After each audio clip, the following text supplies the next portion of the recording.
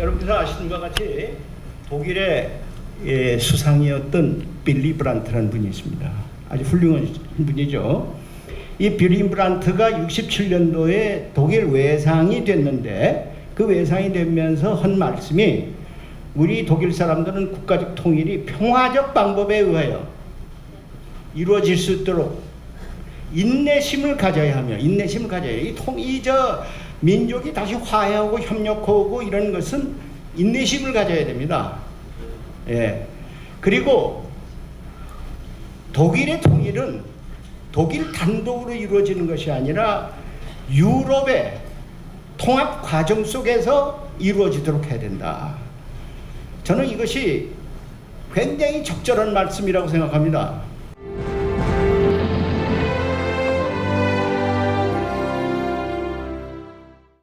다 아시다시피 등소평이가 처음 개혁개방을 할 때는 도광양회라고 그랬습니다. 도광양회는 뭐냐? 이 칼을 섣불리 이렇게 이 칼의 빛을 남에게 보이지 말라. 이 얘기는 뭐냐면 중국이 이렇게 아주 크게 되는 것을 이렇게 남에게 숨기라 이 뜻이죠. 속에 숙여라 이런 뜻입니다. 그래서 20년간 너희들은 그냥 죽었다 하고 경제만 개발해라. 근데 이게 경제가 굉장히 부상이 됐어요. 이제 2001년에는 벌써 일본을 따라잡았어요. 2006년에 저는 이걸 CCTV를 봤는데 어마어마한 중국의 말하자면 일어나야 된다, 대국 굴기 일어나야 된다 하는 다큐를 봤는데 그 규모가 대단해요.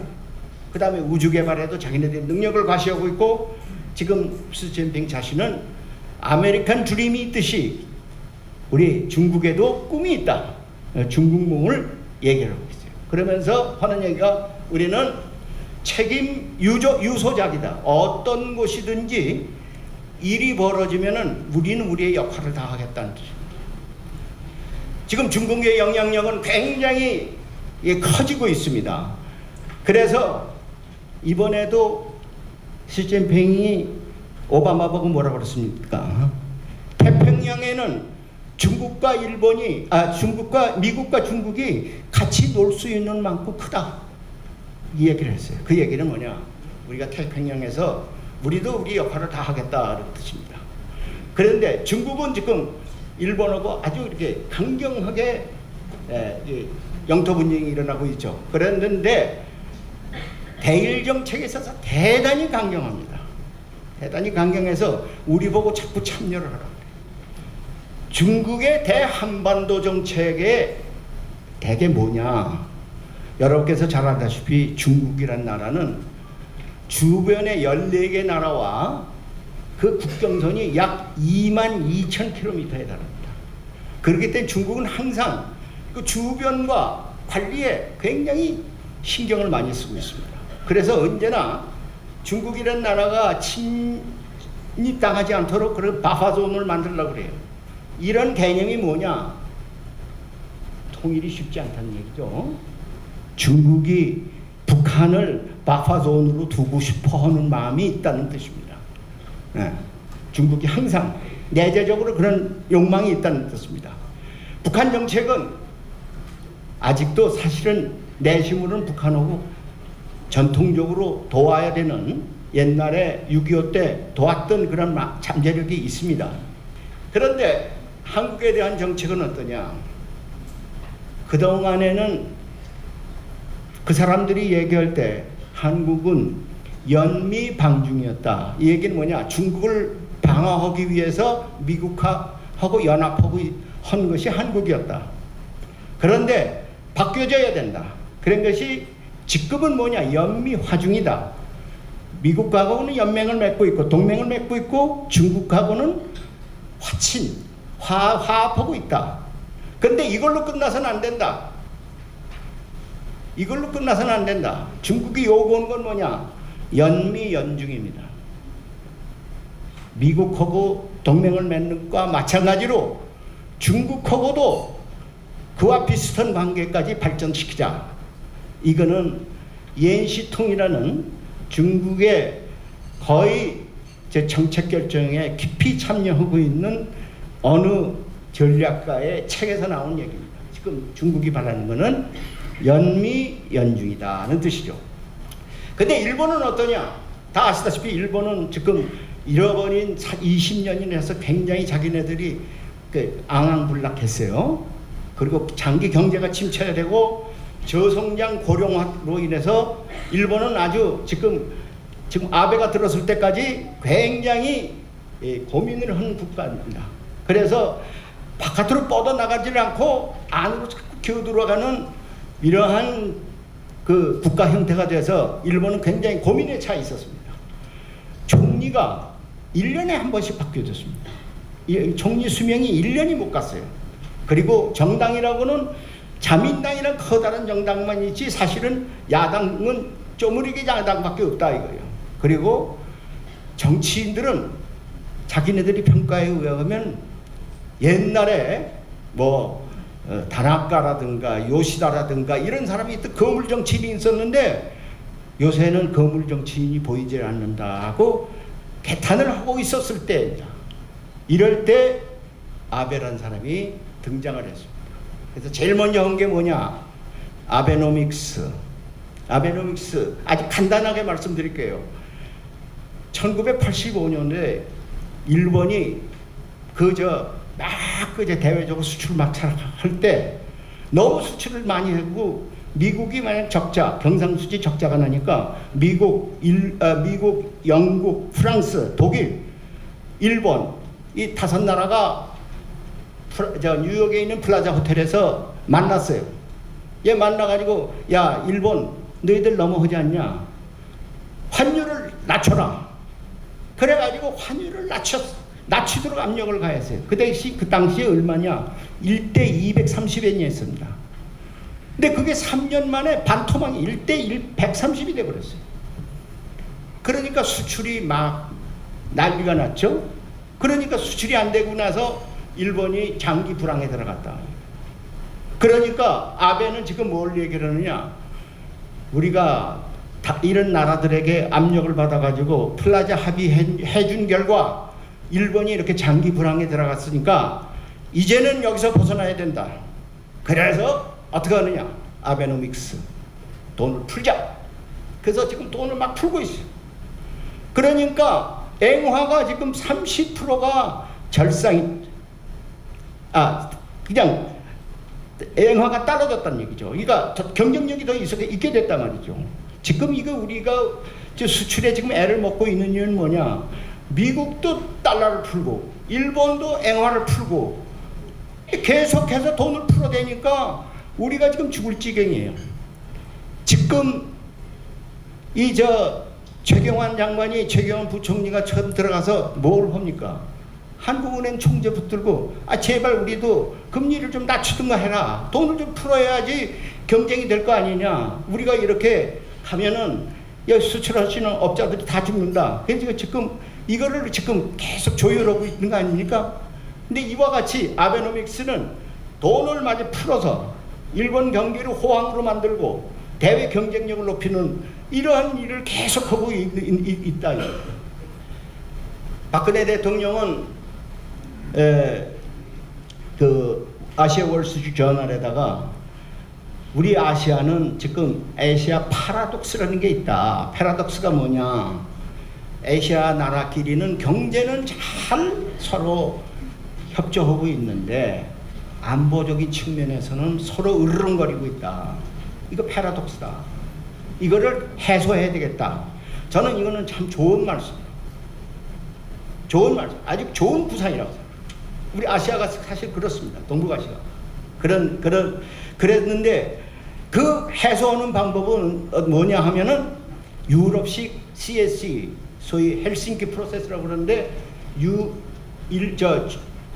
유럽은 이런 서로 화합하는 그러한 회의를 유럽 안보 협력 회의를 기반이 돼서 서로 협력하는 통해 동북아파의 공산권이 무너졌습니다. 그러니까 이런 식의 프로세스를 우리가 진행하는 것은 저는 굉장히 앞서가는 것이라고 생각하는데 마침 우리 포럼에서도 유럽의 안보 협력 하듯이 평화 협력, 평화 화해 협력. 이거 맞는 겁니다. 헬싱키 프로세스의 스피리트하고도 맞는 얘기다.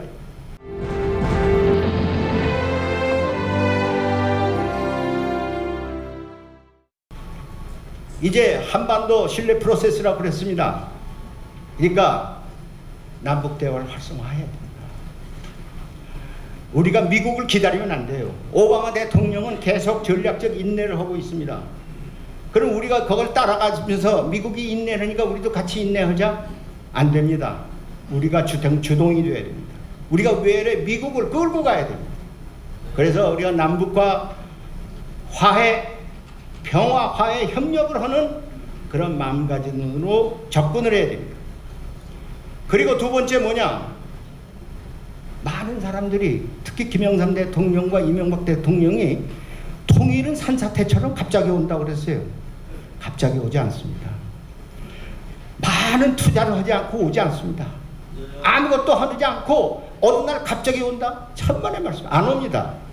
셋째, 우리 통일정책은 동북아 협력구상 그와 같이 아까도 말씀드렸죠. 그 동북아 협력구상 그 안에서 같이 이루어져야 된다고 이게 세 가지가 제가 생각하는 우리의 원칙이 되어야 된다 이렇게 봅니다. 첫 번째 여기 다음. 미국의 부시 정권이 ABC라고 그랬어요. 뭐라고 그랬냐? Anything but 클린턴이에요. 클린턴이 하는 건 다 싫다. 이게 ABC입니다. 그러니까 부시는 뭐냐? 클린턴이 대화하겠다고 그러고 올브라이트 국무장관을 평양에 보냈고 평양에 있는 조명록이가 워싱턴을 방문했고 그래서 뭔가 북한과 이렇게 협력을 하면서 핵무기를 해체하려고 그랬어요. 그런데 부시가 들어오면서 무슨 사탄하고 무슨 대화를 하느냐? 하지 말아라. 클린턴이 하는 건 다 싫다. 그런데 이상하게도 이명박 대통령이 똑같아요. Anything but 김대중 앤드 노무현이야. 김대중 노무현이 한 건 다 싫어. 그래서 제가 말씀드린 거는 역대 정권이 북한하고 약속한 거 있잖아요. 7.4 공동성명, 남북기본합의서, 6.15 공동선언, 14선언 우리가 못마땅하도록 지켜야 됩니다. 남북대화는 선의훈안입니다. 쉬운 것부터 해라. 어려운 건 나중에 해라. 선경후정입니다. 경제부터 하고 정치는 나중에 해라. 근데 북한은 어떻게 해요? 연방제 하자, 뭐 하자, 정치부터 하자 그러거든. 그런 정치부터 하면 깨져요. 예? 경제부터 해야 됩니다. 경제부터 하고 금강산 관광사업에 하느라고 190만 명이 금강산을 갔다 왔습니다. 이산가족 삼봉이 4천 가족이 2만 명이 서로 만났습니다. 교류협력이 44만 명이 교류협력을 했고 남북대화가 240회가 했어요. 이런 거를 우리가 그냥 다 버리지 말자 이거예요. 이런 거를 다 평화, 화해, 협력의 자산으로 남기자 이겁니다. 퍼주기 한다고 그러는데요. 10년간 얼마를 했습니까? 2억 4천만 불 했습니다. 2억 4천만 불을 북한에 지원을 했어요.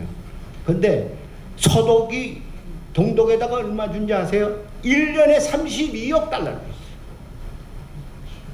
했어요. 32억 달러. 많이 퍼줬죠? 많이 퍼줘. 나는 퍼줬으니까 뭐냐? 통일이 되지 않았어요. 주지 않은데 어떻게 얻어요? 주어라. 그래야 얻을 것이다. 맞죠? 그러니까 32억 달러. 그래서 아까도 말씀드렸지만 통일은 남북 간의 일관된 정책, 오랜 신뢰 축적과 활발한 교류 협력을 통해서 달성한다. 평화, 화해, 협력 계속해서 가면은 평화는 통일은 자연히 오게 된다. 일과 동방정책이라는 건 뭡니까? 빌리 브란트의 동방정책은 뭐예요? 자꾸 만나라, 접근해라, 접근을 통해서 변화시켜라 이게 얘기입니다. 접근을 통한 변화 이겁니다. 다음에 통일은 국내 정치에 이용하지 말자 이거죠. 그래서 제발 각 당에 자꾸 자꾸 이렇게 통일 해가지고 마치 각 당마다 통일 정책이 틀린 것처럼 이러질 말고 한데 합쳐서 이번에 박근혜 대통령이 통일준비위원회를 만들었는데 잘 만들었어요. 거기에 여야가 다 들어왔어. 그러니까 다 같이 통일을 만들어서 따로따로 하지 말고 일관된, 예? 독일처럼 동방정책을 3인당이 만들었지만 기민당도 따르고 이렇게 해서 일관돼서 가자. 그리고 통일은 너무 과잉하지 말자. 제가 말이죠. 이게 대만입니다. 대만 양안 관계가 어디냐면 전기 항공 노선이 그 전에 30편이었습니다. 쭉. 근데 지금 800편이 갔다 왔다. 그 다음에 왕래 인원이 얼마냐? 연에 800만 명이 서로 왔다 갔다 한다. 그거 중국에서 대만에 투자한 기업이 얼마냐? 8만 개. 그거 상주 대만에 와 있는 사람이 얼마냐? 200만 명. 그러니까 실질적으로는 지금 대만과 중국 관계는, 그래서 차이완 경제라고 그러죠. 차이완. 차이나 대만, 타이완. 그래서 차이완 경제라고 그럽니다. 그런데 그 사람들은 아직 정상회담을 안 했어요. 우리는 덜커덕 정상회담부터 하냐? 김대중 정상회담, 노무현 정상회담. 이것은 난 순서가 잘못됐다고 봐요. 요새 통일하려는 나라들이 있어요. 키프라스가 요새 그동안에 터키하고 히랍교회가 싸워가지고 갈라졌죠. 요새는 통합하는 운동이 지금 전개되고 있어요. 통합하려고. 통합하는 나라도 있는데 같은 나라인데 분열되는 나라도 있어요. 우리 이걸 잘 알아야 됩니다. 나라가 통합만 하지 않습니다. 분열되는 나라. 수단이 남북 수단으로 갈라졌습니다. 다음 보세요. 영국의 스코틀랜드가 금년에 국민투표를 합니다.